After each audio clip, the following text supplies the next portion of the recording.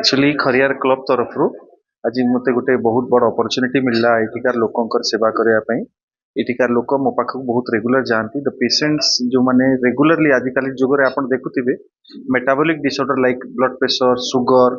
बात रोग thyroid disorder ए सब रोग बहुत गुड़ा हमर सोसाइटी रे कॉमन हो जाइए जेटा को आमे आगु बहुत कम देखुथिलु सुगर पेशेंट आम रेयर देखुथिलु एबे घरे घरे सुगर पेशेंट अच्छा यही सब पेशेंट आम पाखे आसिकी आज उपकृत होती आम ये सुगर परीक्षा ब्लड प्रेशर परीक्षा ईसीजी परीक्षा जार जार हूँ मागणार करुचु आउ पेशेंट माने we are blessed and patients are being benefited. आज खरियार क्लब समस्त मेंबर्स माने मिसिकरी आज जिन कैंप आम आयोजन करिछु निश्चित भाव रे हमर अंचल लागी